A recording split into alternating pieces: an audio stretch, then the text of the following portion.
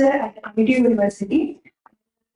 Industrial biotechnology, bioprocessing, and downstream processing and biomedical engineering. So today she's going to give a talk on a biotechnology perspective on the factors influencing global and critical mineral processing. Thank you. Good morning, one and all. I am Dr. Bhuvana Shanbag. And before I actually go into my talk, I would like this to be a bit interactive. And I also first just want to understand anybody having a biology background, any, even if it's little, or was it last was 12th standard biology? Is it? Okay, that's fine. I just want to understand so that I can deliver my talk accordingly. Okay. So, yeah, must be wondering how come biotechnology is coming into the mining and mineral sector. Today, world is looking more at interdisciplinary research. The goals for sustainability processes are so complicated that you need multidisciplinary, interdisciplinary fields of research to come together to actually develop one technology. So that's how biotechnology is playing a role right now in mineral and mineral processing. I'll give you a brief overview of how the world and global trends are with respect to biotechnology in mineral processing. Yep. So before we move on, I'll just briefly introduce my background so that you know who I am. So I'm Dr. Bhuvana Shanbag. As you know, I'm basically an industrial biotechnologist, BTech, MTech, both in industry biotechnology. I did my PhD in chemical engineering at Monash University, and that's where I sort of met Professor Mohan in Australia, after which I did my postdoc in La Trobe. In both the places, I have been involved in industry-relevant research, where industry brings problem statements to academia, and through our PhD research or postdoctoral research, we deliver solutions to industries. So I have a bit of that industry experience in my research career. Then I decided to come back to India. So being a biotechnologist, I applied for the Ramalingam Swamy Fellowship. So right now I have a grant for, and my research area is actually on critical mineral recovery using metal binding proteins. So that is how I am linked with critical minerals in my research and career. And currently I'm an associate professor at Amity University. And broadly, my research expertise is I look at proteins and how proteins can be used for resource recovery. So when I say resource recovery, it is broadly anything that is considered a resource, like minerals are a resource, food is a resource, land is a resource, water is a resource, where biological components can be used to recover this resource efficiently, sustainably, is where I am looking at in my research. And today I will touch upon, of course, critical minerals for the day. So, okay, as the topic said, factors influencing mineral processing. So, as you can see, there are various factors, right from availability of the mineral itself. Sorry, is this the point? Or just oh, no, that's okay. No, just. It's not digital. This one. So like that.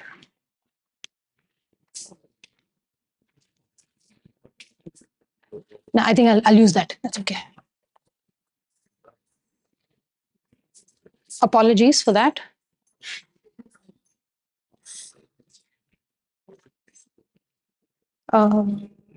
Yeah, that's okay.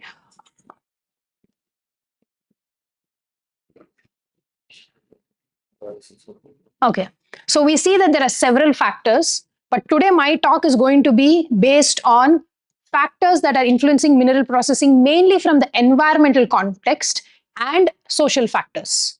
I probably, Sapna Narula ma'am would have touched a bit about that side of things, but why these two are important and how the technological advancements in biotechnology field can be used to address these issues. So I'm going to give you a link between the technology and how we are addressing certain environmental and social factors. So under the environmental factors, what is it that mineral industries are actually looking at right now? Mainly reducing your footprint, circular economy. And under these contexts, basically in reduced footprint, they want to reduce water, use resources efficiently, reduce waste, low energy, Why are they looking at all these things right now? The main reason is we are running out of resources. Water, for example, we only have, though the earth is covered with 75% or 80% of water, only 3%, less than 3% is actually for drinking purpose or fresh water, let's say. And in that 3%, half of it is stuck in glaciers and ice. So water is a very key commodity, and we all know that mining industry uses tremendous amounts of water in various processes and efficiencies. So when resources become scarce, there is tension among communities. So as a result, technologies and advancements or process changes are required in order to address these issues. Conventional processes currently being used in the industry are not very sustainable, and hence every industry is pushing towards getting sustainable processes with lower carbon footprints, better efficiencies. Again, circular economy. Using resources efficiently is essential, and rather than mining for one mineral, you mine it for all the minerals in it. That's what I think we have been discussing since a couple of days in this process. So waste valorization, zero waste processes. So for all these things, we are looking at an interdisciplinary approach. The problem is not getting solved with just one kind of area of research, say materials chemistry. And that's where we are looking at interdisciplinary, and biotechnology is coming into the picture. So why industries are facing that pressure? The reason is because UN has set the sustainability goals, which you're all aware of. And what is actually relevant in this context of mineral processing is goal number 6, where clearly it is about improving water quality by reducing water pollution. So releasing less hazardous wastes into your natural bodies, better water effluent treatment technologies, because the current technology is definitely not sufficient. Have you ever seen that the mine or any industrial waters being repurposed for agricultural use? Very few. Right now, I know the Government of India and Ministry of Coals are having Reclaim project. If you can look in their website, you will see that they are now using coal mine water waste or coal influenced mine water for growing fish and aquaculture. So now it's slowly that trend is coming in. So that's where the first goal of sustainability about reducing pollution is very essential and improving water quality. The second and target is number 9, which is about industry, innovation, and infrastructure. Here, it is about using your resources efficiently. Can you use whatever you start, your starting material completely? Reduce your wastes, 100% efficiency.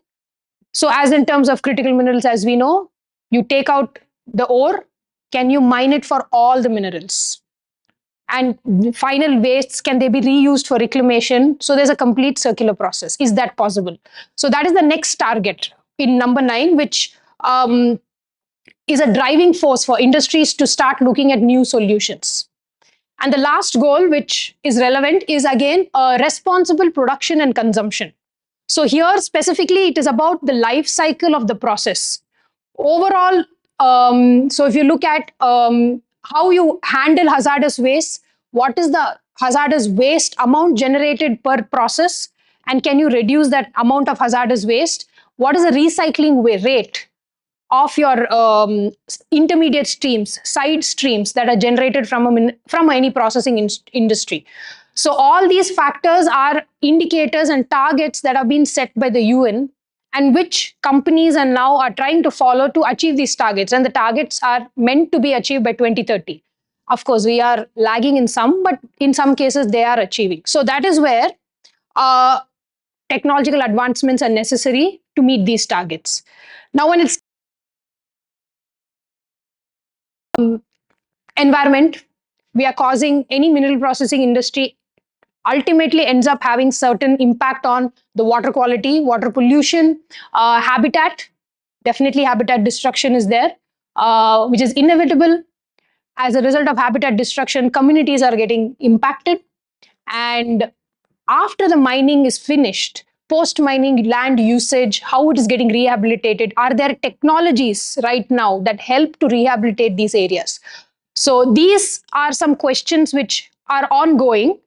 And just to compare and show you the impact, this is a coal mining area in the Digboy Forest Division in Assam. So everybody says Assam, Northeast, extremely beautiful. Yes, and it is actually also an area of the elephant corridor, ecologically sensitive area. But it is also a reserve for the coal mining. Since several years, it's from the British era. We have coal mines over there. However, that you can see one consequence of acid mine drainage that is impacting the Lido Pani, which is a stream that goes through that area.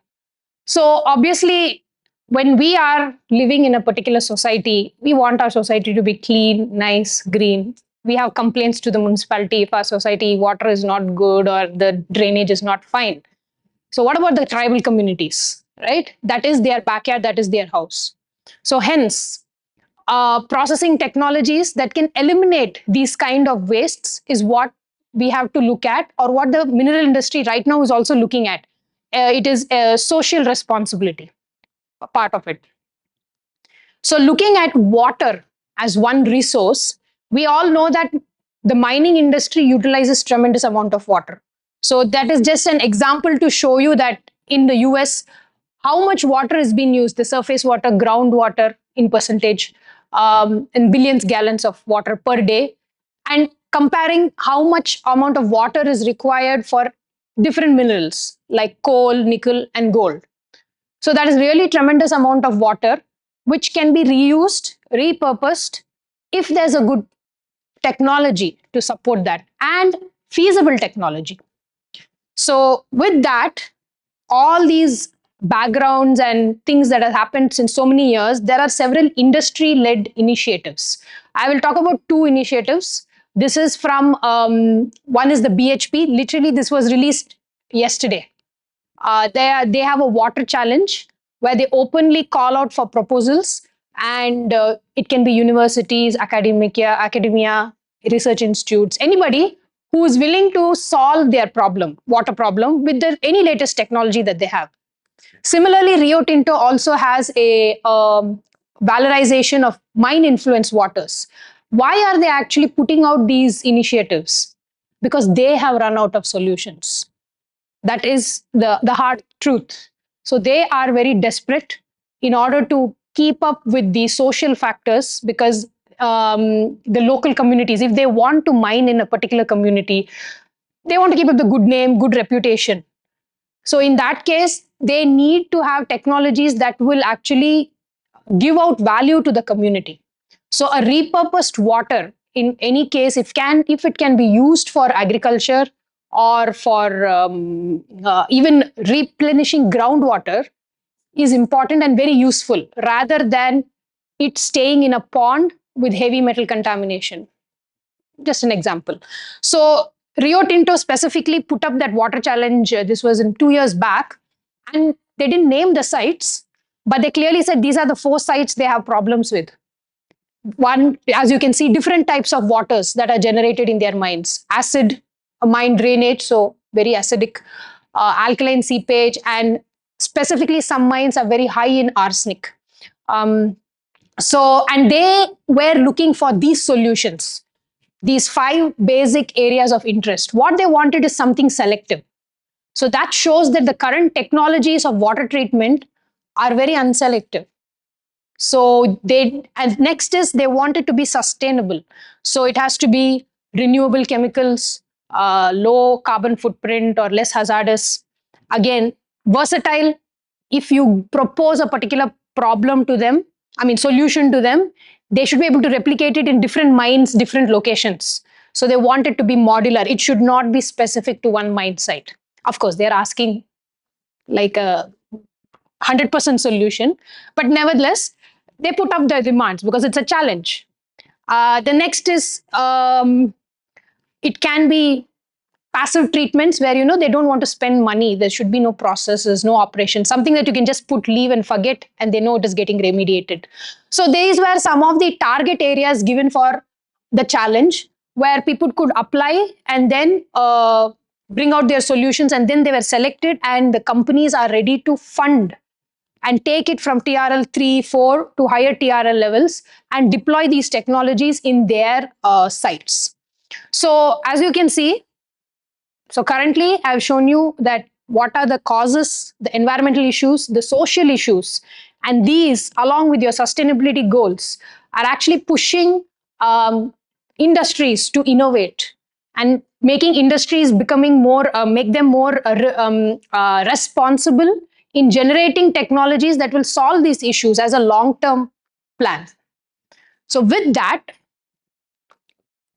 where does biotechnology come? I still didn't touch upon that topic yet. I just gave you a base of why we need all these innovative solutions. So let's go back to a bit of basics, given that there's not many the biology background.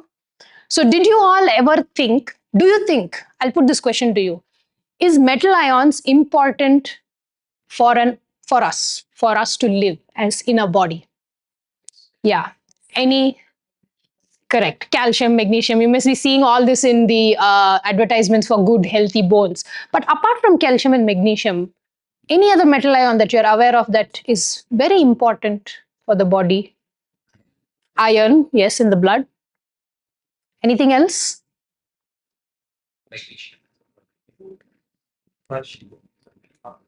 Yeah. Another one is zinc. In which process is it very important? Any idea? Okay. Zinc, yeah.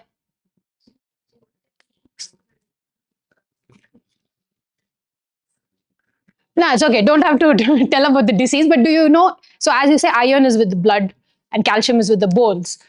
Zinc is associated with a couple of processes, but one very simple thing is we are breathing, right? We breathe because of a particular enzyme that's called carbonic anhydrase.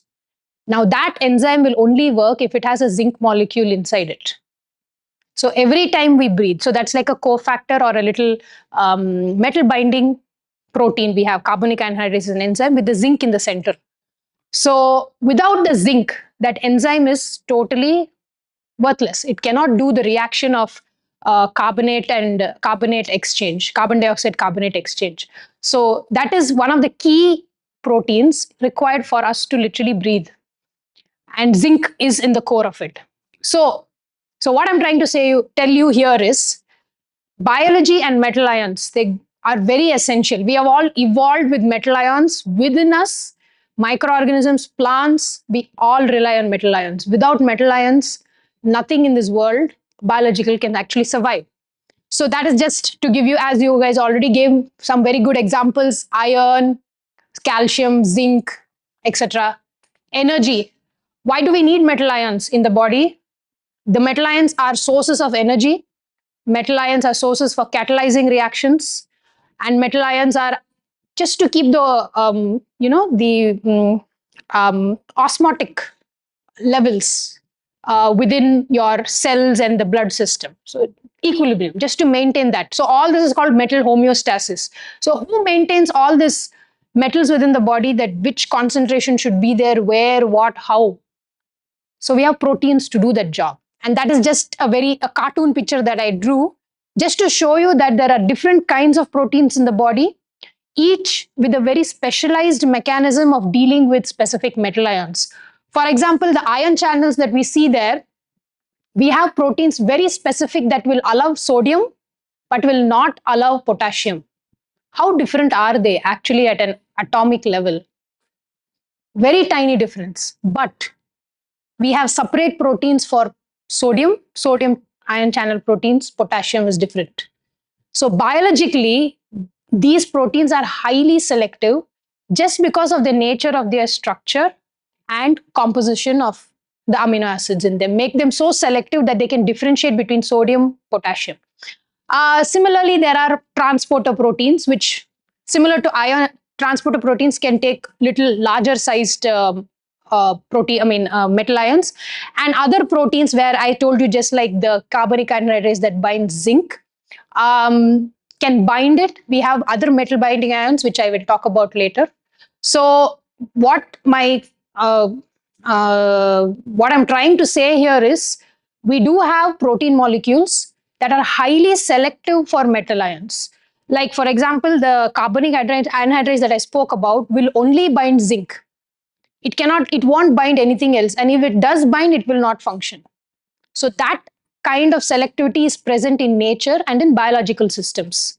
And these proteins are utilized both by microorganisms, humans, plants for their own purposes. And we will see how that is done.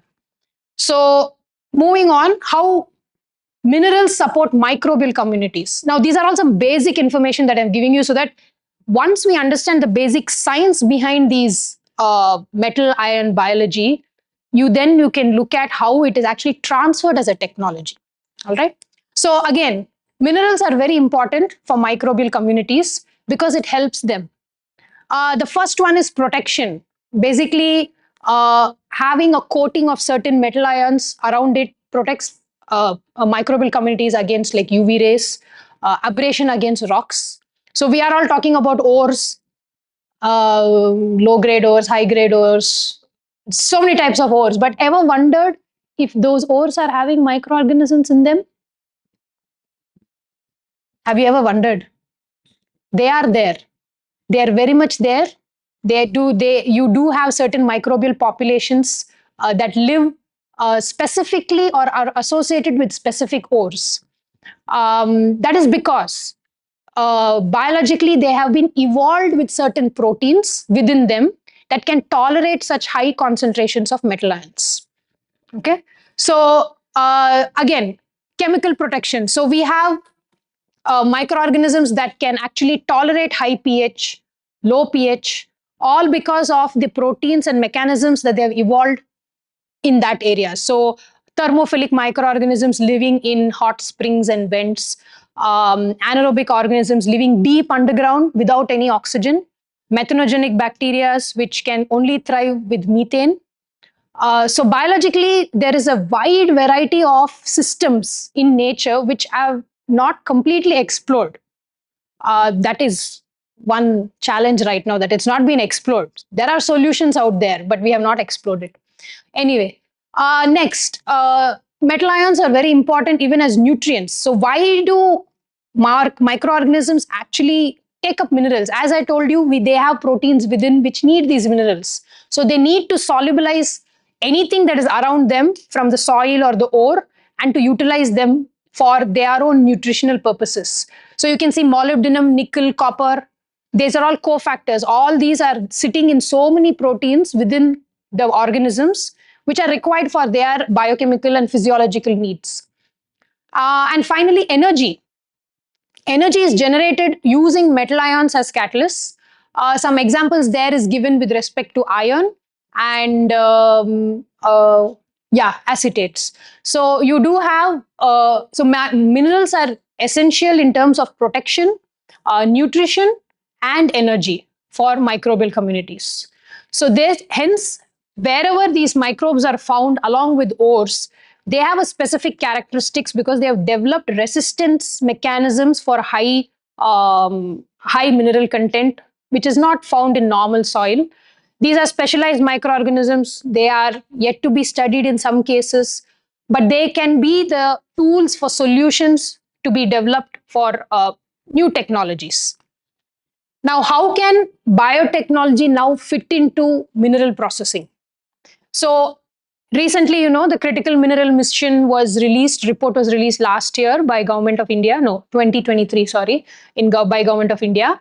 So they have specifically given these 5 pillars. First is, as you see, upstream exploration, then upstream mining and extraction, bulk, ore and all that.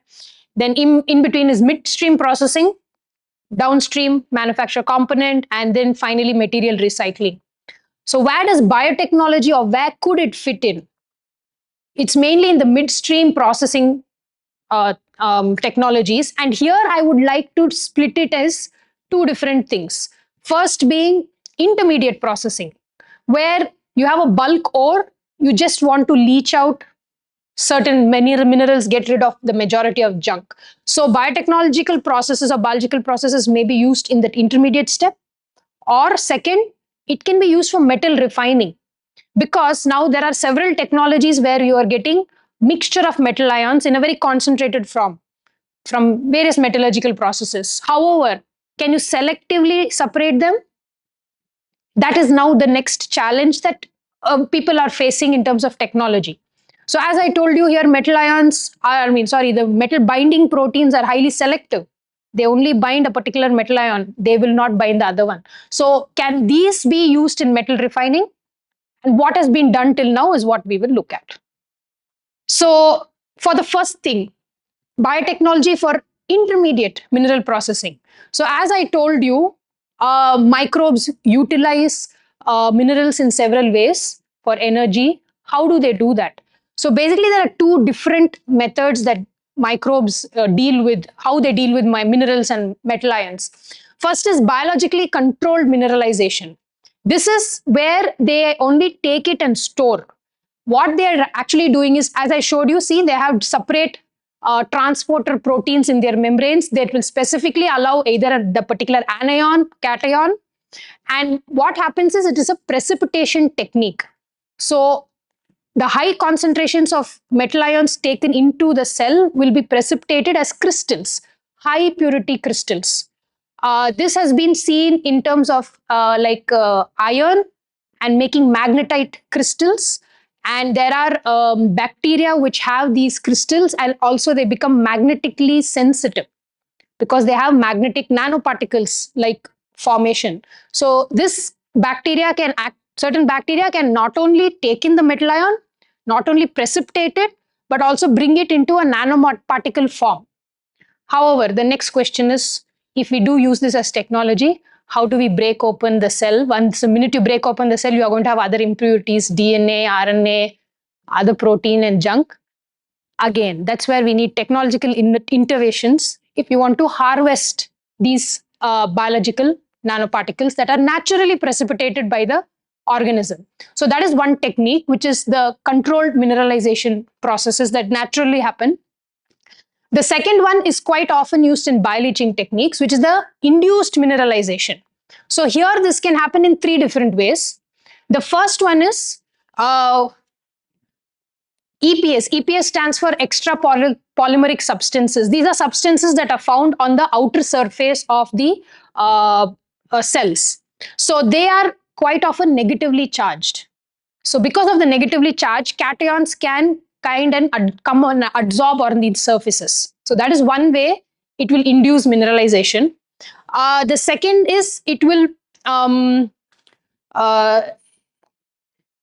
there are extracellular minerals and it can bind cations. So there are ways it can bind cations, and it can produce acids that are released, that can release are released into the surrounding in order to release your metal ions like cations, and that are shown here in step 2 and step 3. So yes, so in induced mineralization, it's either the organism producing certain enzymes and acids, mineral acids, that actually solubilize your metal ions around it in the surroundings, or it has the extra polymeric substances on its coating surface which are negatively charged, and it can actually attract cations to it. Now, these two techniques, I mean, these kind of microbial techniques are where it is applied in the processes which are called bioleaching.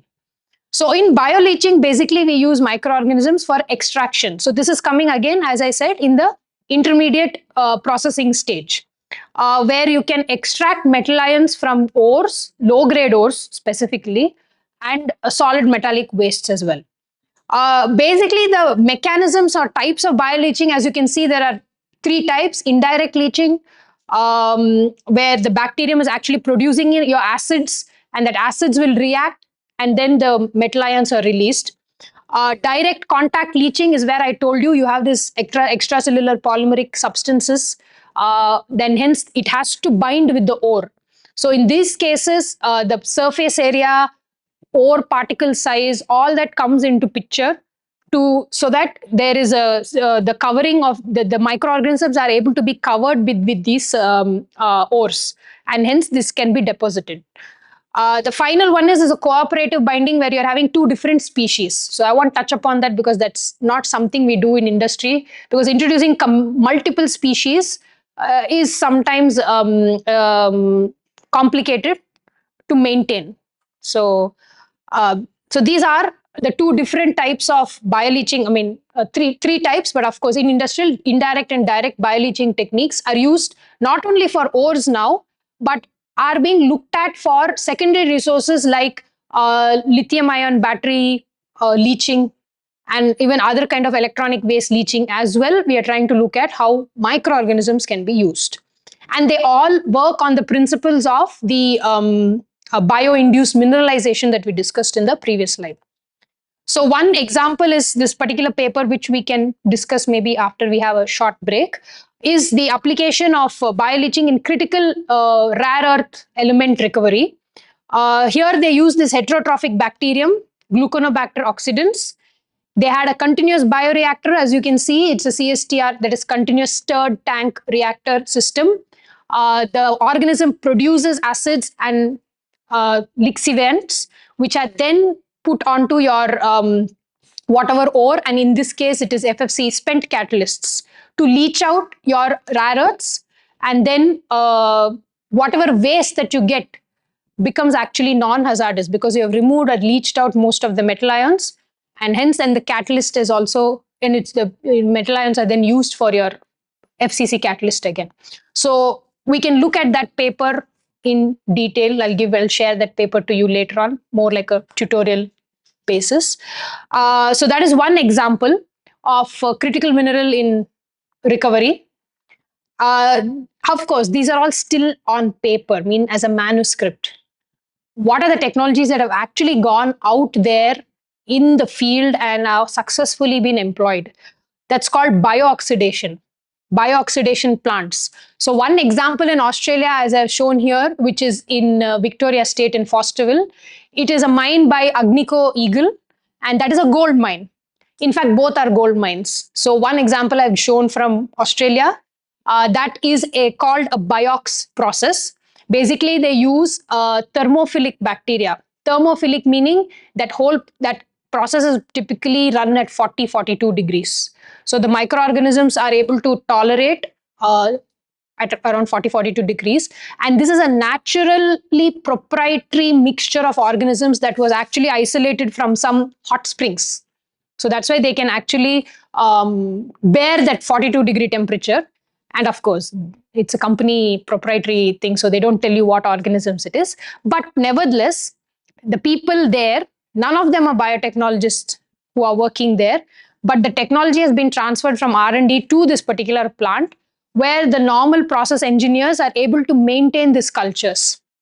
And the good part is, because these are thermophilic bacteria, one thing you have to remember is the minute there is a nutrient source, like let's say you keep any food outside 2 days, it's going to get spoiled because there are microorganisms in the air continuously competing for the nutrition. The same thing tends to happen in any large scale, what we call bioprocess.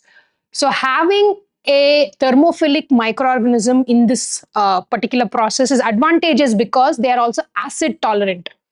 You should understand that in a gold mine, these processes, the ore, yeah. For example, gold, we use like smelting refining. Ridiculous society. Yes, I think this particular is like a 3-day process, if I remember right. Because, okay, let me first show you. So you see these huge tanks here? There are actually 3 tanks in series in this particular plant. Each one is a biooxidation plant. So first, correct me if I'm wrong, but I think first the ore gets crushed, and then the crushed ore goes into, in this case, the biooxidation plant, where it is having concentrated acid. So it can actually take up, these microorganisms can even tolerate pH of 3, 4, nothing will happen. And at a temperature of 42 degree. Basically, what is happening here is it's oxidizing the iron so that the gold is released. That is the main reason for this biooxidation plant. They realized this is more efficient than them using any other chemical process for releasing the gold. So even though and because they were able to scale it up, each tank will be closely 30 to 35,000 liter capacity. Yeah.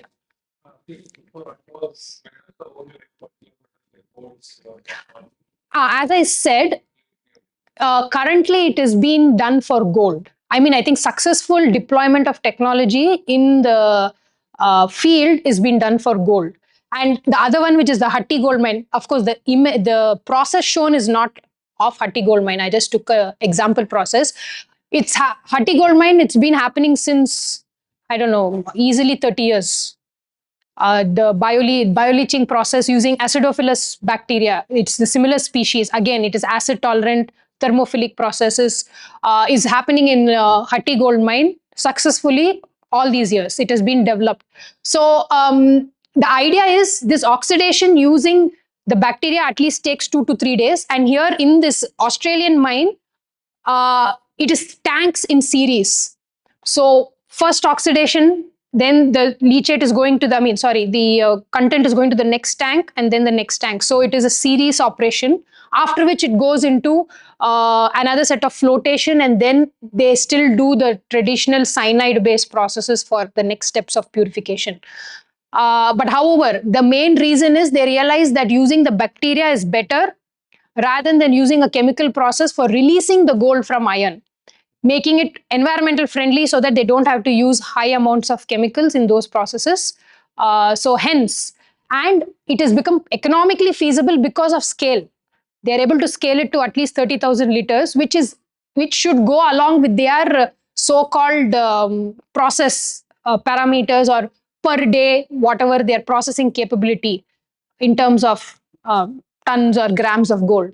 So bioxidation, and especially in gold mineral processing, bioleaching and bioxidation has been very successful in the mineral processing industry. And learnings from this is what is going into now recovery from secondary resources. And again, I will share a couple of papers. Yes, I will share. Maybe in the tutorial discussion, you can have a look at it. And now, because these processes have been running from several years, people have been able to do techno-economical analysis with respect to these bioleaching processes. And those are the kind of papers I've actually put in for you to just reflect on how biological process may fare compared to chemical or pyrometallurgy processes. One common comment we get is Yeah. Professor kind is useful. So Yes, in this correct. case, since they have scaled it up, Hmm. they would have done something so that it is much faster than the traditional one. So what would be the change they have done? I can't comment exactly what would be the change, because of course it is their process and their R&D. But what I would say is, see, with my interaction with these industries when I was there was, it all boils down to money, economics. If they think it is feasible, they can wait for 3 days and use less chemicals, they will go with the biological process. It all boils down to money, nothing else. So, return on investment, yes. Yeah. Oh, no, I thought, yeah. No. Bioxidation means they release enzymes that will oxidize the iron. So because iron gets oxidized, it is no longer linked with your gold in the ore. So gold gets released into the solution. That is what is happening in bioxidation processes. So this is not where it is taking in the metal inside, because the minute the metal goes inside, again, it becomes downstream processing cost extra. You have to break the thing, release it, and again purify it. Here it is enzymes being released out because the bacteria uses the iron for its own purpose. So enzymes being released in order to solubilize the iron. To the bacteria, gold is not important. It's the iron that it needs. So it is taking its iron, and as a result, the gold is getting released. That's the way it works. Sorry? Size of the ore. Yes, they need to be crushed, and I think there is one flotation process. I don't know in that micron size exactly, but there is a particular size, yes. Too large ores, then the microbe will not be able to solubilize. It has to come down to a certain micron level is what we will need before it enters the bioxidation process. Yes, with this process, I'm not sure if it is scaled, but yes, low grade ores, tailings mainly is advantageous because tailings is completely processed. It's quite fine in nature. So it is actually easier to use those substances into any biological solution. Yeah. Okay. So, all right. So now we looked at some biological processes for your midstream processing. Now, next I'll focus on some biological elements that can be used for metal refining. Again, I was speaking about there are different types of proteins, each are extremely selective.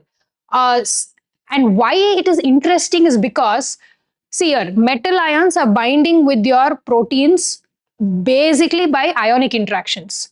And as we know in simple words, if you change the pH, pKa value will change, it will unbind or bind. So this binding of a metal ion with a protein is actually a reversible process. So and a suitable pH it will bind. When the pH is not suitable, quite often in the acidic range, it will release the metal ion.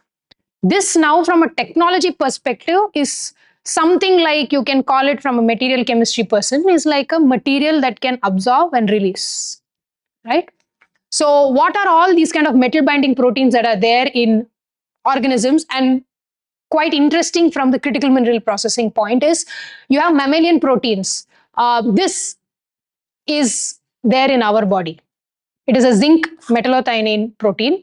There in all mammals, humans, animals, and all.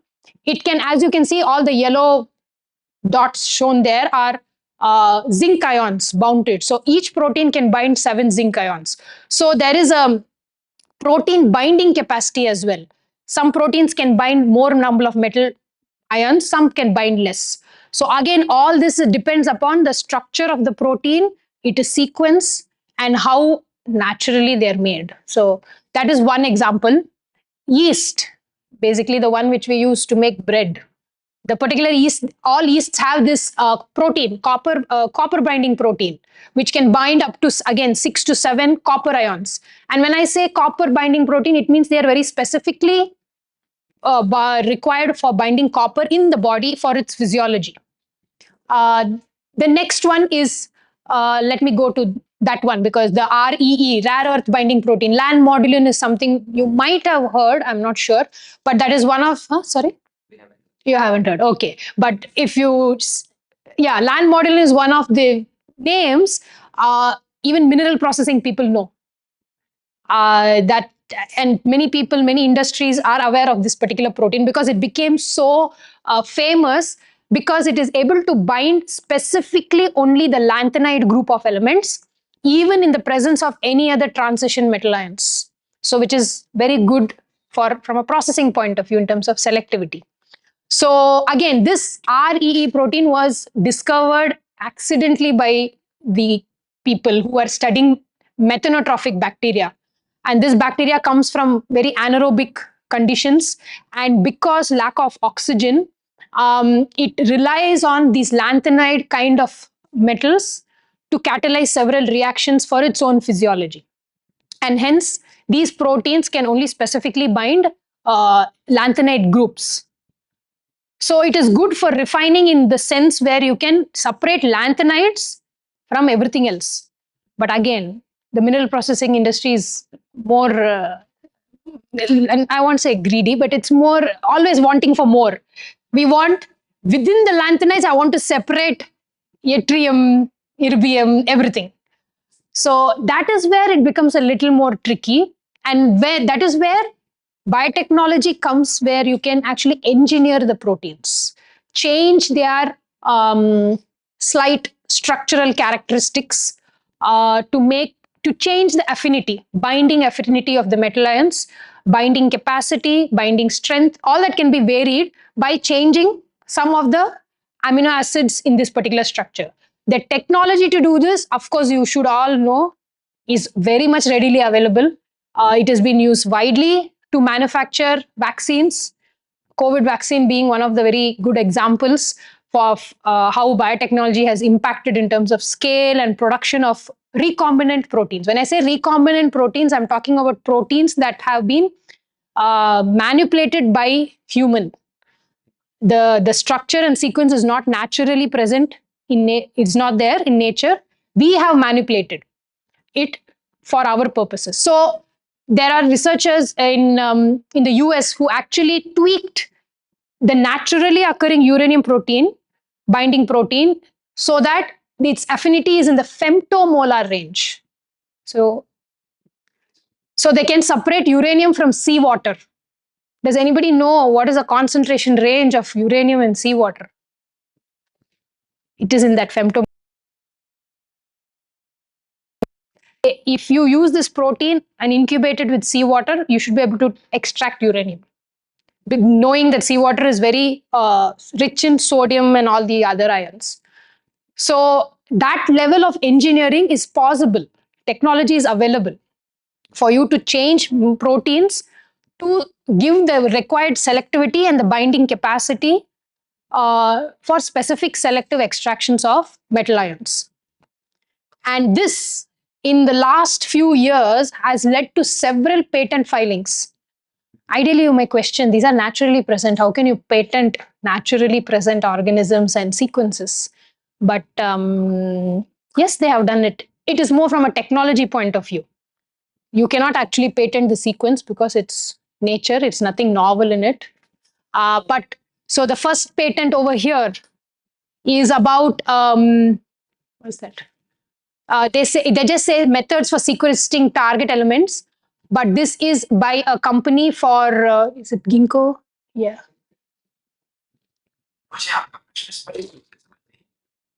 Yeah. So you do have patents filing for REE, rare earth elements. Then you have patents. This is the uranium binding protein. Sorry, my bad. I have not put the metal ion that it is actually released. This is a uranium binding protein, European patent. They have literally patented a particular kind of calcium binding protein, and they said that we'll use it for uranium. Yes, and it's a bit contradicting. The reason is because they are naturally present in every system, but they have applied for a patent. So here again, what I'm trying to say is the manipulation is what is patented, not the original protein. How the biotechnological interventions are done to improve its affinity, improve its binding capacity, makes it a new protein.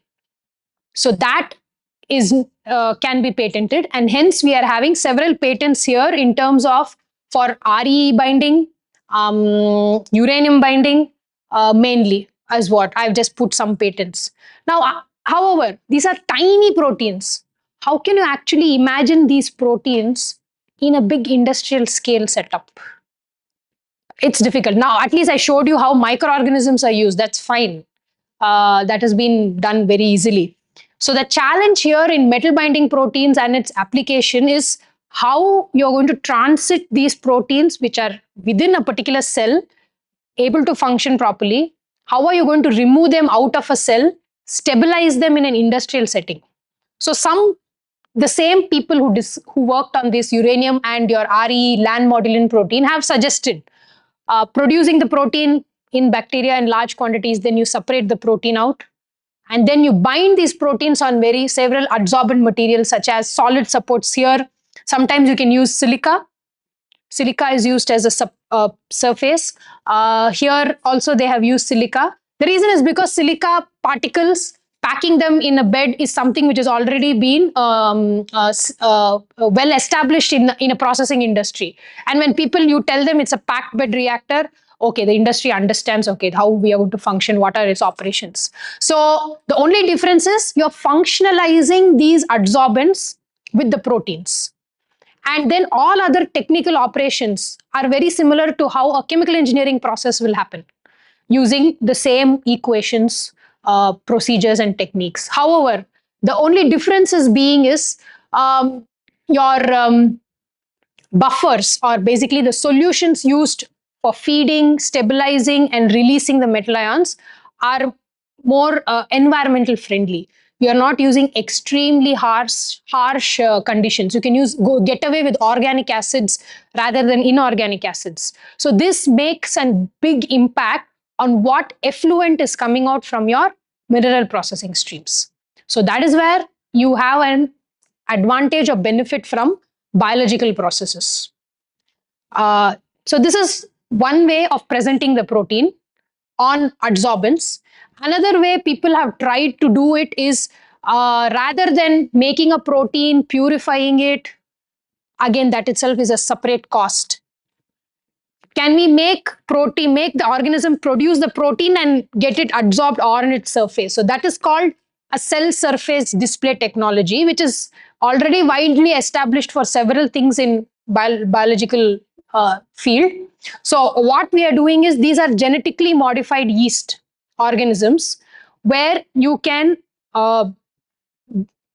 give it genetically modify it such that these orange proteins are your metal binding proteins. You can make them anchor them on the surface of the cell. So that's why they go and get physically attached. And this is naturally done because of this particular anchorage binding proteins. There are a special set of proteins which go and bind to your surface, and then they can get displayed on the surface. So why this is important? You now don't have to purify the protein. You don't have to adsorb it separately on silica. Your microorganisms itself are in the micron range, which is like a silica microparticles. And by using things like centrifugation, you can separate out your cells and then leach out your, or elute out your metal ions. So two different mechanisms, however, will also happen. It's not that the metal ions will bind only with your protein. Again, as I told you, the cell surface is negatively charged. So you are going to have some sort of adsorption happening on the surface of your cells as well. So these are the two mechanisms by which in this kind of biosorption systems work. And this particular journal has reported they were able to adsorb various amounts of rare earth elements. However, what is the, okay, I'll do that along with the challenges. So looking at all these different processes and techniques, overall, what is the benefits that we see from the biological processes? One is selectivity. Definitely, as you can see, they are very selective for certain metal ions. They can process low grade concentration or low grade ores. The reason is because if you are using very high concentrated metal ions, it is indirectly going to impact your microorganisms and kill it. So we have a threshold. Like if you compare it with a normal chemical, conventional mineral processing where you're using very high concentrations of maybe say pulp densities are very high, that cannot be used with microorganisms because there's a certain toleration limit. However, where these chemical processes are unable to cope up is where when you are having very dilute effluent, they don't want to use large amount of chemicals to separate metal ions of very low dilute concentrations. Those kind of feed solutions are ideal for biological processes. So that is where we can harness the benefits of biological processes where it is low grade ores and your concentrations are extremely low because of their selectivity. Again, environmental benefits, as I told you, mostly we never use inorganic acids. Everything is organic acids, which are obviously more environmental friendly, automatically reduced pollution because we are not doing many things at extremely high process conditions. Low energy use, yes, because it happens quite often near physiological temperatures and pHs. So you do not need very high energy processes, and hence your kinetics is slow. So that is where we come to your challenges. So we saw so much advantages of all these processes. We did see the biooxidation and the bioleaching that has actually reached to your TRL9 level and in an industrial application. However, there are several other processes that are still only on paper. The main reason for these challenges is one, controlling the process in terms of having, if your ore keeps on changing, then again you have to start changing the processes. They become very sensitive. That is one thing. And slow kinetics, as I said, everything takes time. In a biological system, things take time. That is something, it's an inherent part of the biological process that has to be accepted. rather than criticized. Um, for the biooxidation, yes, we saw that it has been scaled up. If they are able to scale up, then this challenge is actually gone. It can be deployed into the industry level.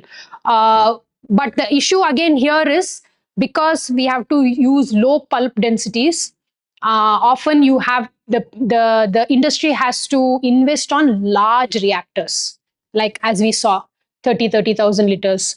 And that means more cost. It all bubbles down to the economics.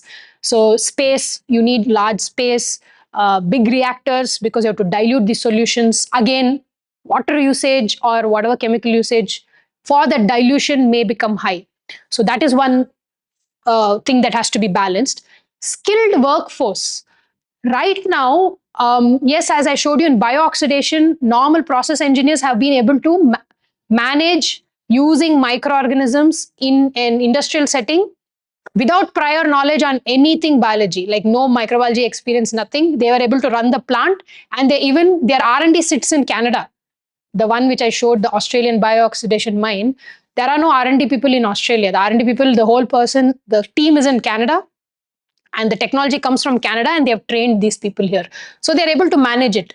So certain processes can be applicable or easily transferred to the existing skill force. However, some processes may require a new skill force which the mineral processing industry currently does not have, because we do not have biological subjects coming into mineral and metallurgical processes. There is no the marriage between the two has not really happened at an academic level for teaching, let's say. Then economics. From my personal experience, when I went to the Victorian Agnico Eagle mine, because I went with the same proposal saying that we can sequester some metal ions from your waste water, because low concentration, right? Why waste gold, especially that is going into your wastewater? And then he just looked at me and then he's like, okay, because they know how much effluent, they know all the concentration of ions that are coming from every effluent. He just thought of it and then he was like, he made a mental math and he said, ah, even if I get 100% whatever metal ion out of it, the cost is only hardly anything. I'll only go under a loss. So I might as well throw the effluent. It's not worth processing. But what about the environmental impact that is actually happening? Who's addressing that? So it is the economics. And why the industry has to take that call is because the mineral prices are fluctuating. Today, copper price will be something, 2-3 days, copper prices will be different. But when you are developing a technology, you can't make it 100% cheap. There is a certain cost to every technology. And especially when it comes to biotechnology process, that optimization takes time. So there is a lot of research effort and money put in to develop that process. And again, as I told you, develop that skill force to support that process. And then suddenly the mineral prices will drop. And then they'll be like, this is not feasible, let's scrap. So that is one major challenge. Like I have been observing that it is just the mineral price fluctuation that will either interest an industry to take up a new process or just reject it straight away. Right now, lithium is in big demand. Tomorrow, when the lithium prices crash, they will be like, nah, this process we can't use. So it's all on the economics. Again, special infrastructure. Definitely, certain modifications in infrastructure are necessary. Now, this extent of change is where again industry faces challenges whether to take up the process, whether they have to spend that much money, and hence, when it comes to refining, we are now, or companies or even literature, they are looking at using existing chemical engineering unit operations like packed bed, membrane. So already unit operations are available. How you integrate the biology into that is where the research is being focused. And that's something that will keep the biological entity stable and robust over time. See, microorganisms will survive because they have everything that will support them to survive if you give them food and water. But when you're talking about individual proteins that are all by themselves, they need to be stabilized. They are conditions, temperature, the water or the buffer, what we call, has to keep them happy at room temperature. Let me just put in simple words. Because anything now, vaccines, proteins, everything is in the fridge. They store these things in the fridge just because they have to maintain their structure. And as I told you, if it loses the structure, it is going to lose its functionality. So special infrastructures that are required for translating proteins into your usable technology, and that is what the challenge right now we are facing. Otherwise, nature already has all the solutions. The proteins that you want, if you actually use uh, discovery pipelines like AI, along with the genetic engineering tools, protein engineering tools, you can easily find proteins, modify it, do whatever you want. But putting them into an industry is where still the challenge lies because of the infrastructure that may be required, and how you stabilize these systems outside a biological scenario is important. And finally, regulatory, most important, the current regulatory framework that works with mineral processing uh, does not really include biological components, how to handle, how those effluents are treated. It is there maybe for your, hence, you will only see naturally occurring microorganisms that are used in the in the bioleaching, meaning there is no genetic modification done on these organisms. Uh, so the biggest thing is using a genetically modified organism itself has its own regulatory mechanisms. The minute you say, I am working with a genetically modified organism, it has to be a closed environment. Can you imagine a mineral processing mine industry with a closed environment? Not possible. So GMOs are currently, in my opinion, not a practical solution for mining and mineral processing. So it is better, the research efforts are towards isolating naturally occurring organisms so they may be used openly, overcoming all regulatory requirements that are there for GMOs. Or the other alternative solution is where you actually use the protein. As I mentioned, in the metal refining, you use the protein because it's no longer an organism, and all safety standards will be maintained. It is only treated like a functional material, like any other material science.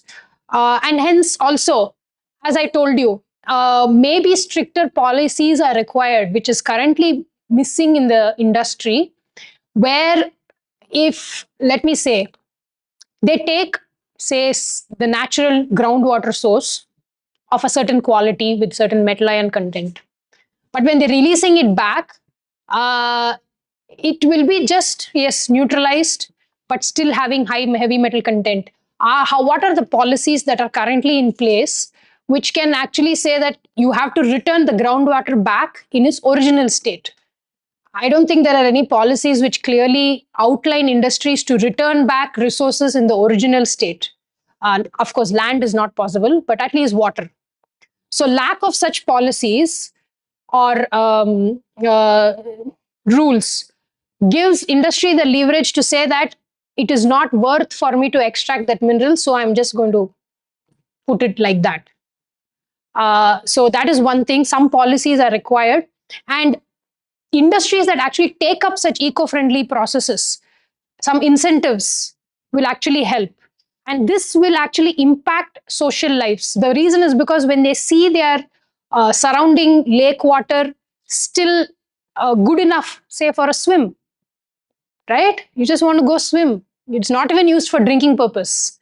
If you can even swim, then that particular community living around the mine will be happy, and they will be happy to have the mine next to their house. They will not have an issue. So for that, industry has to take up eco-friendly processes that will ensure the resources are maintained for the community and the environment. And with that, yeah, so these are some of the challenges because of which, despite so much research, so much technological advancement in biotechnology separately, We are not seeing the complete transition. But this is a good time where we do see it. So some of the papers, everything that I've been showing you is in the past 5 to 8 years at least. So people are changing. And as I showed you, the industries, the mindset is changing. They are putting out those incentives, water challenge, and that kind of challenges and opportunities have been given now for researchers so that technologies can be developed to address these kind of issues. And with that, I thank you all for your attention. And if you have any questions, I'm happy to take them. And I hope I was able to give you a snapshot of how biology, biotechnology can be applied to mineral processing. And if any questions, I'm happy to take them now. Yeah. For example, iron is there to different inclusions. Uh-huh. So, those, for example, in graphite, 0.9%, it's a 41% iron. Mhm. Can we extract that iron Mm. from that graphite by using biology? Is it possible? And ideally speaking, I would say yes. But whether that will be feasible, you have to look at again the process economics. Is it, and what do you do want to? Okay, another point that I. So you're saying iron is the contaminant?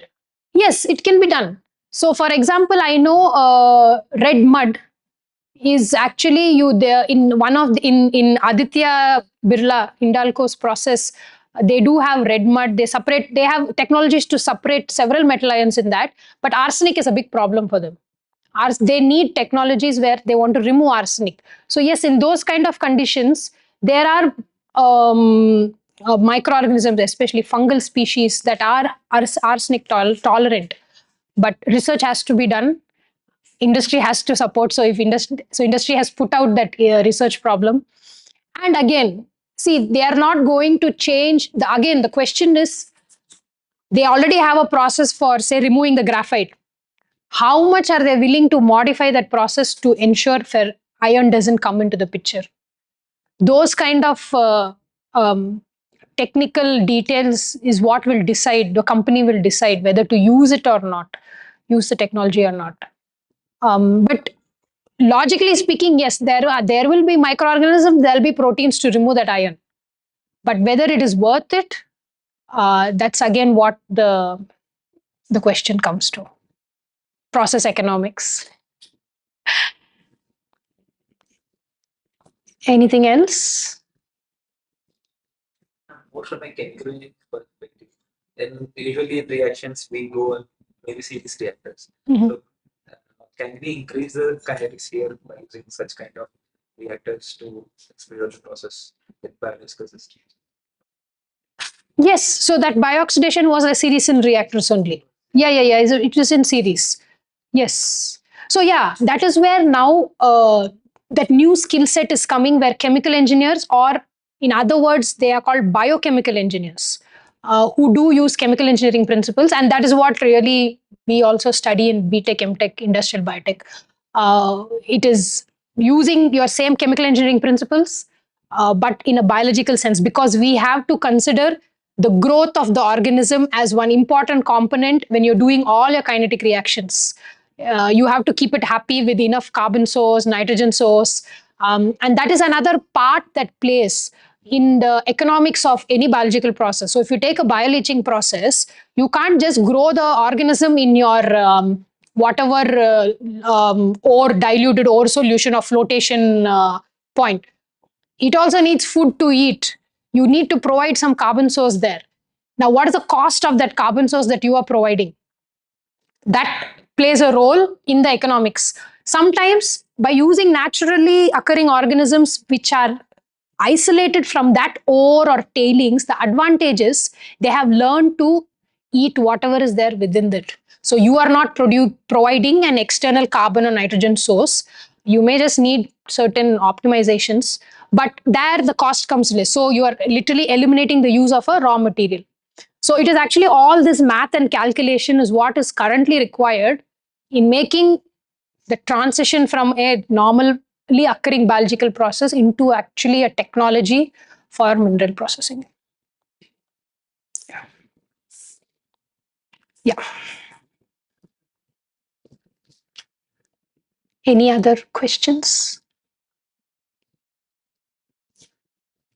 Okay.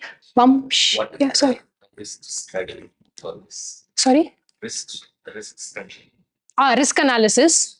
I think mainly from the biological point of view, what I would say is because they are not genetically modified and they are naturally occurring, as long as you are containing the organisms within you are ensuring that the organisms are not released back anywhere in the environment. I think that is the major risk that has to be analyzed with respect to the process. Because, for example, in your bioxidation process, these bacterial consortium that we are using is actually taken from some deep thermophilic hot springs, which may not be the organisms that are living in the surrounding area of the mine. So by introducing them in these surroundings, you should not jeopardize the ecology of that particular area. So that is one thing, and hence I think the main risk analysis that one has to take care in processes is the effluent from this. You are ensuring that microorganisms are not released into that particular environment. That is a very standard process with any standard risk analytical operation that in a bioprocess that we have to do.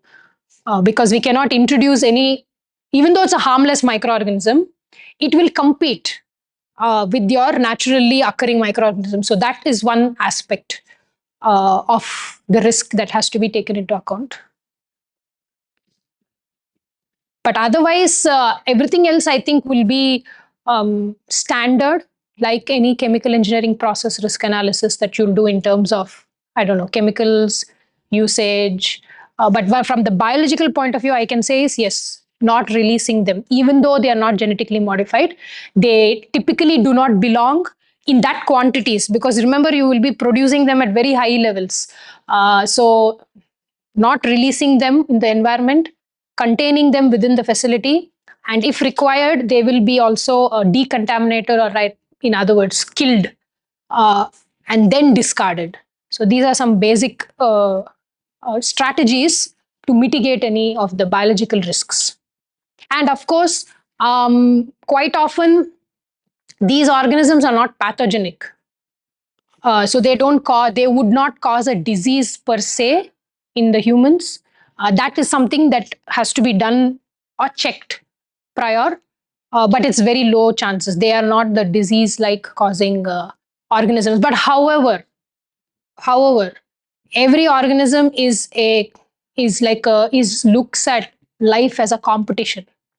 So there will be conditions where if there are communities who are very susceptible or immunocompromised, employees may not be, it's not suitable for employees who are immunocompromised to work with any kind of microorganisms. When I say immunocompromised, is people with, for example, just to tell you a thing is, people with diabetes, very, very high diabetes, if they get a wound, they get infection very easily. So they have some immunocompromise. That's what I meant, immunocompromised. So what a normal person can tolerate, immunocompromised people cannot tolerate.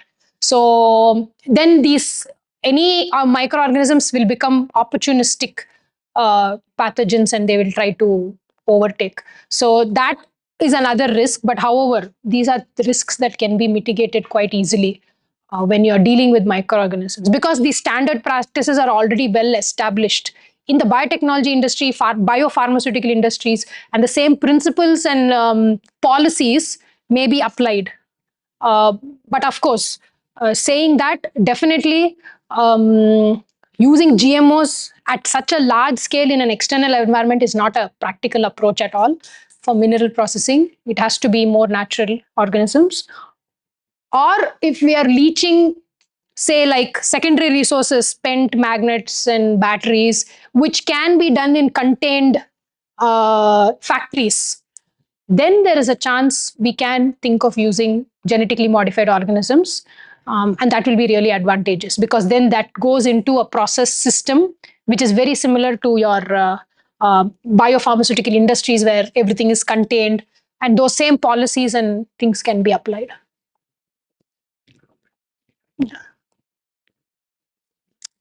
Anything else? Yeah. So I think I was told the session is like 11 to 1. So I think I have spoken quite a bit of time. You guys can take a break. I was told that they can take a 10-minute break. I do have 3 research papers where actually they have done the techno-economical analysis of bioleaching. And they are from different sources like magnets and all that. So you don't have to look at the biology side of it because you guys come from the, I think, the mineral processing side. I just want you to look at the techno-economic analysis and maybe let me know what in your opinion makes the biological processes better, or you can even come and tell me that no, I disagree, it is still not ready or it's still not economically feasible. So yes, I shared that with Babshi. I think I have received it. Yeah, so have a look at it and then we can have a discussion after the break. As per, it can be a very informal session, no issues.